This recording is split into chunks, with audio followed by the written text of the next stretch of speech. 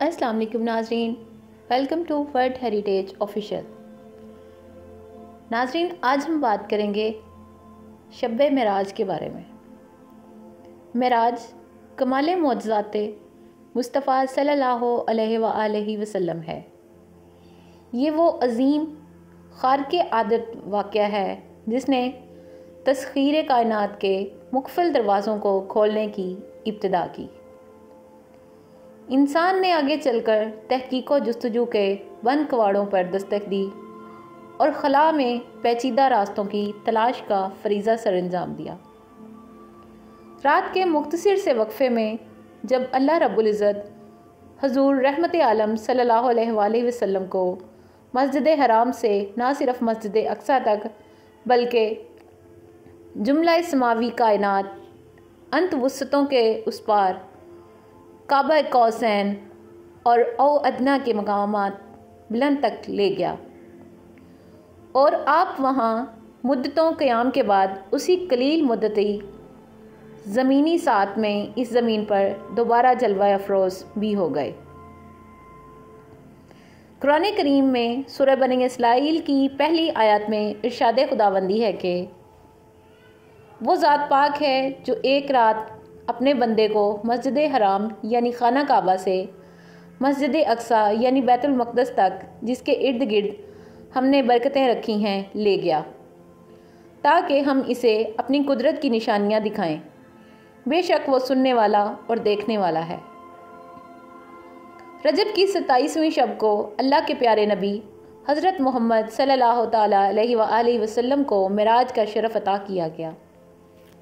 اگرچہ اس واقعے کے زمان کے بارے میں کئی روایات موجود ہیں، لیکن محققین کی تحقیق کے مطابق یہ واقعہ ہجرت سے 3 سال قبل پیش آیا، یعنی 10ویں سال بعثت کو۔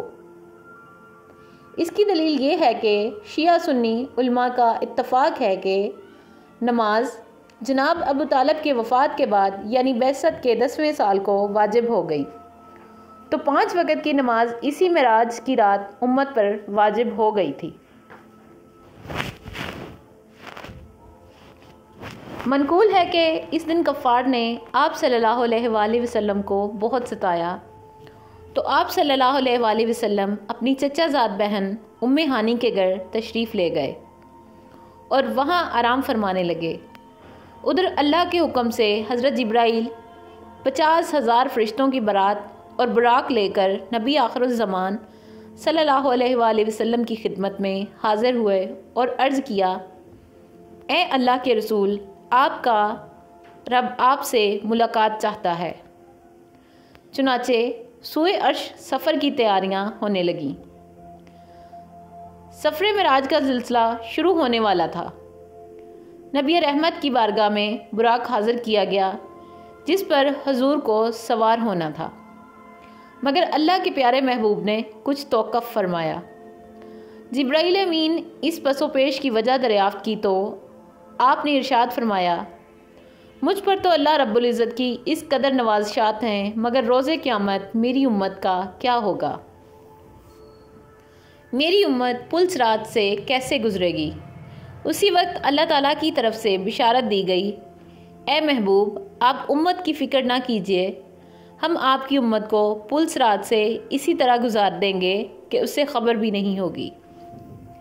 اس واضح بشارت کے بعد سرکار دو عالم براق پر سوار ہو گئے۔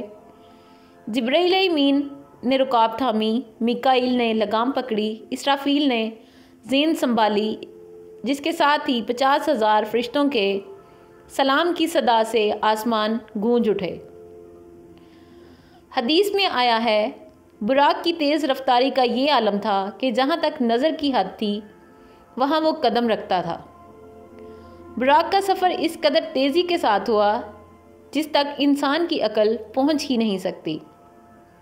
ایسا لگتا تھا ہر طرف موسم بہار آ گیا ہے، چاروں طرف نور ہی نور پھیلتا چلا گیا۔ اس سفر کے دوران آپ صلی اللہ علیہ وآلہ وسلم مکہ سے مسجد اقصیٰ گئے اور وہاں تمام انبیاء اکرام کی نماز کی امامت فرمائی۔ پھر آپ صلی اللہ علیہ وآلہ وسلم آسمانوں میں اللہ تعالیٰ سے ملاقات کرنے تشریف لے گئے۔ وہاں اللہ تعالیٰ نے آپ صلی اللہ علیہ وسلم کو جنت اور دوزخ دکھایا۔ وہاں آپ کی ملاقات مختلف انبیاء کرام سے ہوئی۔ اسی سفر میں نماز بھی فرض ہوئی۔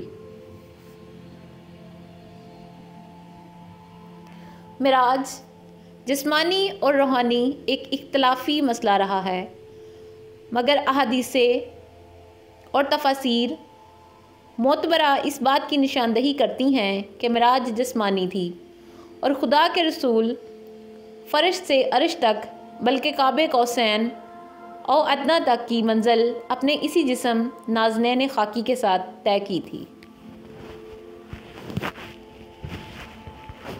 سفر معراج کے پہلے مرحلے پر سفر جاری تھا کہ حضور رحمت عالم صلی اللہ علیہ وآلہ وسلم کا گزر حضرت موسیٰ علیہ السلام کی قبر انور کے قریب سے ہوا۔ آپ نے دیکھا کہ وہ اپنی قبر انور میں کھڑے نماز ادا کر رہے تھے۔ انبیاء صف بصف آپ صلی اللہ علیہ وآلہ وسلم کے استقبال کے لیے کھڑے تھے۔ جب یہ مقدس قافلہ بیت المقدس پہنچا تو باب محمد آپ صلی اللہ علیہ وآلہ وسلم کے لیے کھلا تھا۔ جبرائیل امین اپنی انگلی سے دروازے کے قریب موجود ایک پتھر میں سوراخ کیا اور براق کو اس سے باندھ دیا۔ پھر آپ صلی اللہ علیہ وآلہ وسلم بیت المقدس میں داخل ہوئے تو تمام انبیاء اکرام آپ صلی اللہ علیہ وآلہ وسلم کی تعظیم، اکرام اور احترام میں منتظر تھے۔ انہیں حضور صلی اللہ علیہ وآلہ وسلم کی امامت میں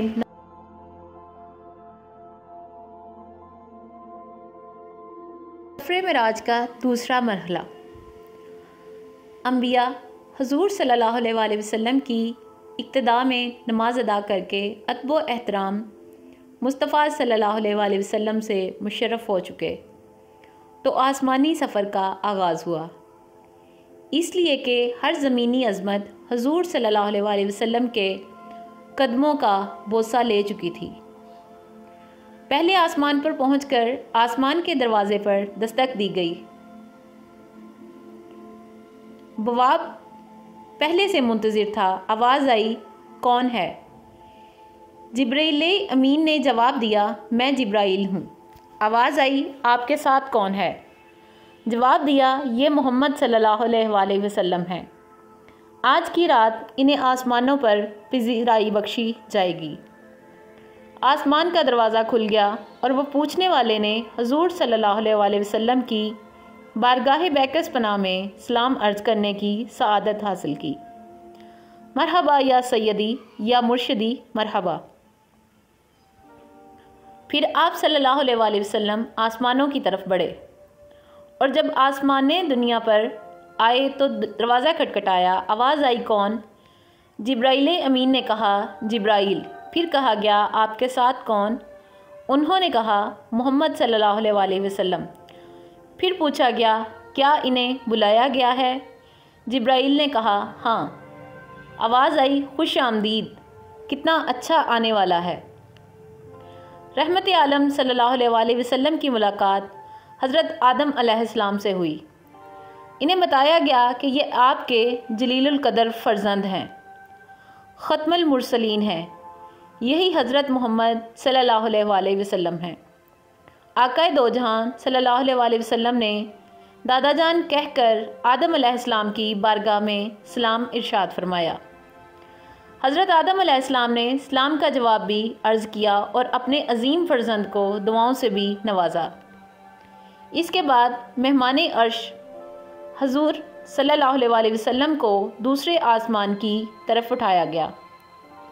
پہلے آسمان کی طرح دوسرے آسمان کا دروازہ بھی کھولا۔ یہاں حضور صلی اللہ علیہ وآلہ وسلم کی ملاقات سیدنا عیسیٰ علیہ السلام اور یحییٰ علیہ السلام سے ہوئی۔ اس یادگار ملاقات اور آسمان کے ملکوتی مشاہدات کے بعد آپ صلی اللہ علیہ وآلہ وسلم کو تیسرے آسمان کی طرف اٹھایا گیا۔ تیسرے آسمان پر حضور صلی اللہ علیہ وآلہ وسلم کی ملاقات سیدنا یوسف علیہ السلام سے کرائی گئی۔ تیسرے آسمان کے مشاہدات نورانی کے بعد حضور صلی اللہ علیہ وآلہ وسلم کو چوتھے آسمان پر پہنچایا گیا۔ چوتھے آسمان پر تاجدار کائنات صلی اللہ علیہ وسلم کی ملاقات حضرت ادریس علیہ السلام سے کرائی گئی۔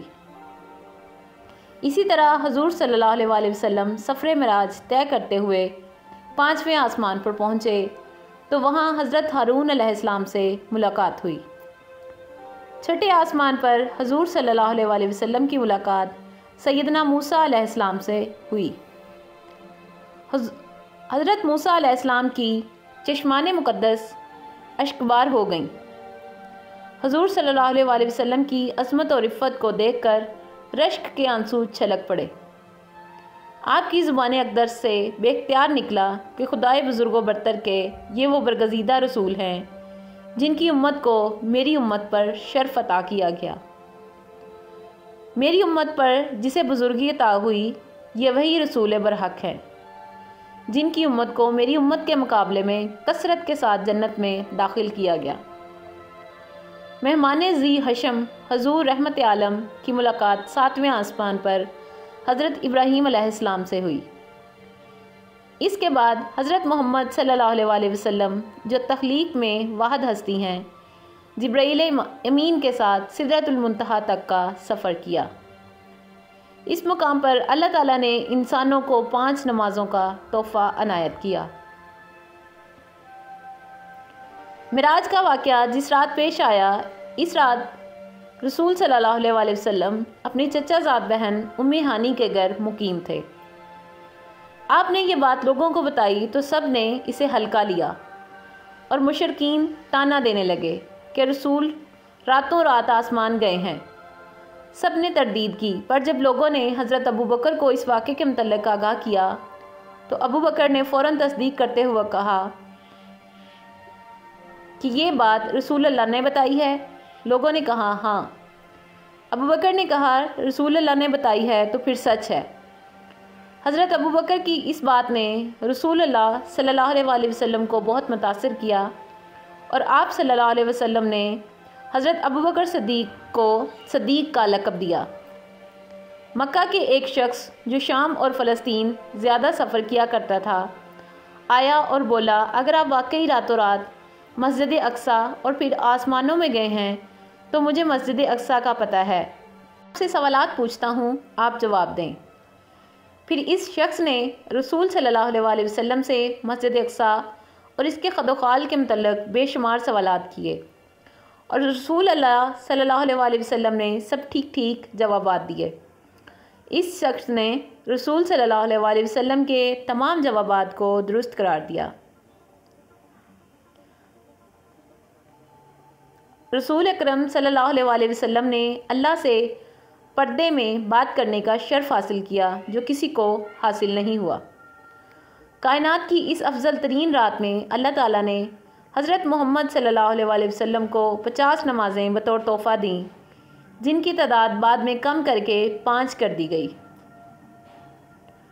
معراج اس روحانی اور جسمانی سفر کا نام ہے جس میں آن حضور صلی اللہ علیہ وآلہ وسلم کو آسمانوں کی سیر کروائی گئی، جس کا ذکر سورہ نجم میں ہے۔ اسرا جسمانی اور روحانی سفر کا دوسرا مرحلہ ہے جو آپ کو مکہ سے بیت المقدس تک کرایا گیا۔ اس کا ذکر سورہ بنی اسرائیل میں ہے۔ جی تو ناظرین، یہ تھی ہماری آج کی ویڈیو۔ آپ کو ہماری یہ ویڈیو کیسی لگی اپنے کمنٹس میں ضرور بتائیے گا، اور مزید ایسی ویڈیوز کو دیکھنے کے لیے ہمارے چینل کو سبسکرائب کرنا بالکل نہ بھولیے گا۔ نیکسٹ ویڈیو تک کے لیے اللہ حافظ، اپنا بہت سا خیال رکھیے گا اور اپنی دعا میں یاد رکھیے گا۔